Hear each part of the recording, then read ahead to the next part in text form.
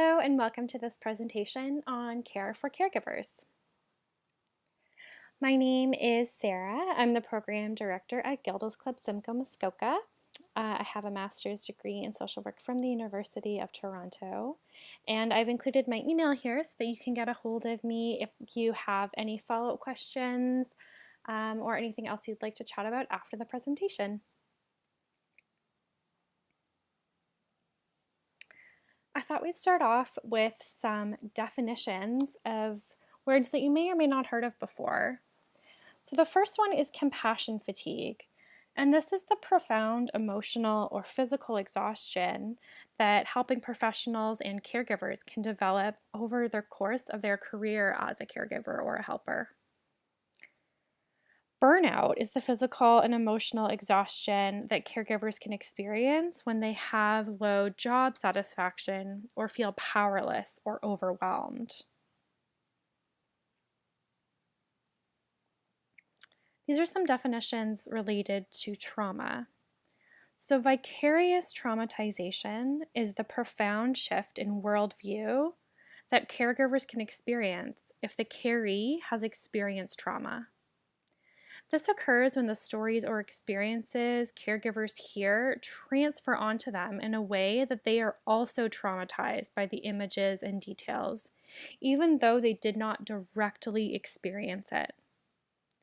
So the difference here is between primary trauma and secondary trauma. Primary trauma is caused by a traumatic event that happened to you, or you are directly exposed to the trauma. A secondary trauma is caused by secondary exposure to trauma, such as hearing about a traumatic event from another person or seeing it on TV. Let's quickly talk about post-traumatic stress disorder. PTSD is a diagnosable anxiety disorder that can develop after a traumatic event or series of traumatic events. Traumatic events are often self-defined and can include anything from being in a car accident to having a cancer diagnosis. PTSD is characterized by re-experiencing. This looks like having nightmares or intrusive, sudden thoughts about the traumatic event, as if you were reliving it. Avoidance. This is avoiding triggers, such as not getting into a car after a car accident, or not going back into a hospital that you were diagnosed and treated for cancer in. Chronic tension, irritability, and anger. Insomnia. Difficulties with concentration and memory. And emotional numbing. If you are experiencing these symptoms and believe you may have post-traumatic stress disorder, it is imperative that you seek help from a health or mental health professional, such as a family doctor or a counselor. Let's talk about how to avoid compassion fatigue, vicarious trauma, and burnout. The first strategy is to learn some of the warning signs, such as physical exhaustion, increased use of alcohol or drugs, missing work, heightened anxiety and irrational fears, forgetfulness, resentment, depression, and reduced ability to feel sympathy or empathy.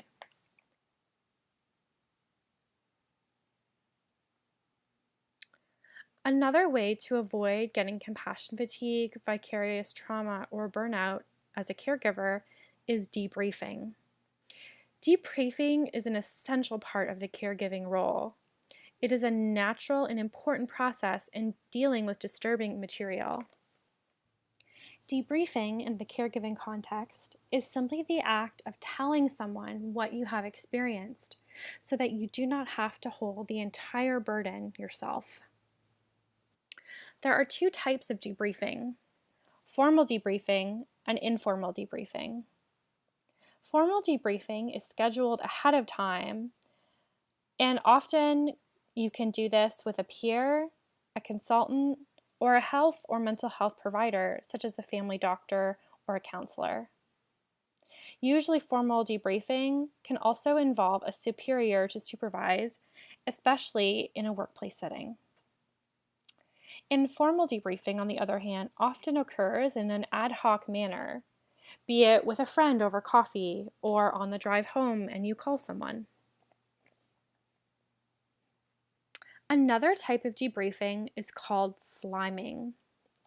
Sliming is sharing traumatic details with a friend or family member without consent and without considering how you could be setting vicarious trauma as a caregiver.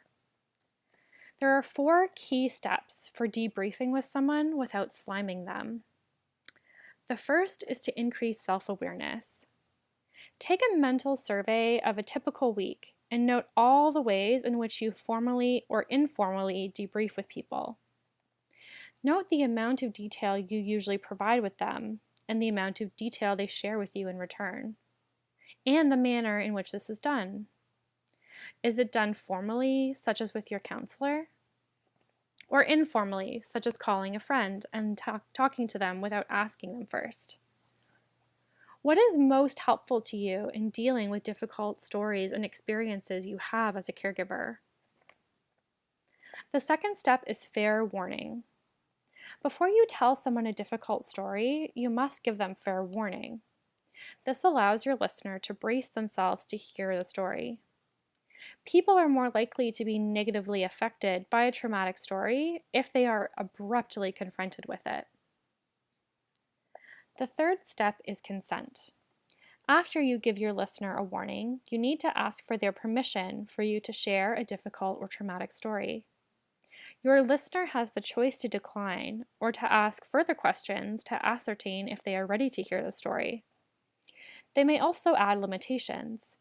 For example, your friend might say, "I only have 15 minutes to hear your story, and could you please leave out any medically gory details?" Or, "If this is a story that involves X, Y, or Z trigger, I'm the wrong person to, but if not, I would like to hear your story." The fourth step is limited disclosure. After you've given your listener a fair warning and obtained consent, you can decide how deeply you want to delve into the story.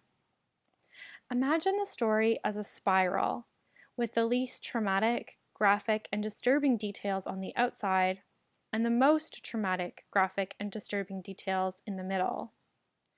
Move from the outside of your spiral to the inside at a gradual pace, and only relay the most traumatic details if it is absolutely essential to your own mental health.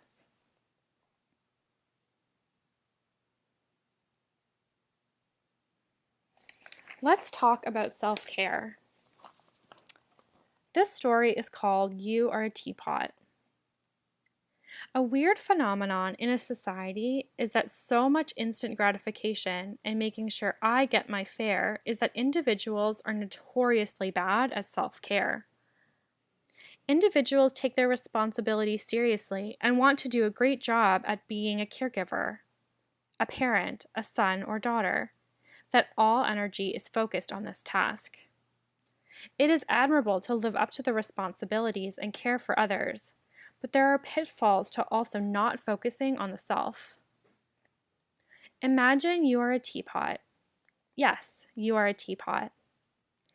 In this teapot is your favorite, finest tea steeped perfectly. You share your tea with anyone who needs it. You share it with your partner and your kids. You share it with the person you caregive for. You share it with your friends. You share your wonderful tea with anyone who could use your help. People aren't always appreciative of your tea, but you know that as a parent, a friend, and a caregiver, that not only do you have a responsibility to be good at these things, but that you like helping other people. You like seeing people succeed. You like seeing your kids happy. So you give your tea to others. There comes a time when your tea runs low and you are tired and you just don't have time to blend the tea perfectly. So you throw some water in your teapot and a couple bags of tea and keep sharing it. It might not be as good of tea as you shared before, but that is the way life is. We keep going. As much as you like sharing your tea, a little bit of resentment starts creeping in. A part of you thinks, why can't they get their own tea? You start thinking, can't anyone else out there help? You are doing what you've always done, but now you cannot seem to replenish your tea fast enough. You keep running out of tea and you just can't keep up. You are now a frustrated, tired, and sometimes resentful teapot. You don't have to be an empty teapot. You are allowed to spend time replenishing it. If you take the time to replenish your teapot, you will feel more balanced and productive, and you will actually help and care for those in your life better. This is where self-care comes in. Self-care is what we do to recharge, both physically and emotionally. Unlike what stereotypical society-driven concepts of self-care teach us, self-care is not selfish, and it does not have to cost money. In addition, self-care is a highly individualized experience. For example, some people are recharged by going out to a restaurant with a large group of friends to chat. Others might find this even more draining. Here are some self-care ideas for adults. Even though self-care is a highly individualized process, it's important to pay attention to self-care in all 4 realms: physical, psychological, emotional, and professional. If you are already feeling burned out or that you may have vicarious traumatization, a strong dose of self-care can be a band-aid until more permanent changes are made to address your situation, such as starting therapy, changing duties, or taking a break as a caregiver. If you have some of the warning signs we discussed earlier, self-care can help create a balance to prevent full-on burnout or vicarious traumatization. Again, self-care is going to look different for everybody. Take some time to find out what is important to you and what you find relaxing, rejuvenating, and fulfilling.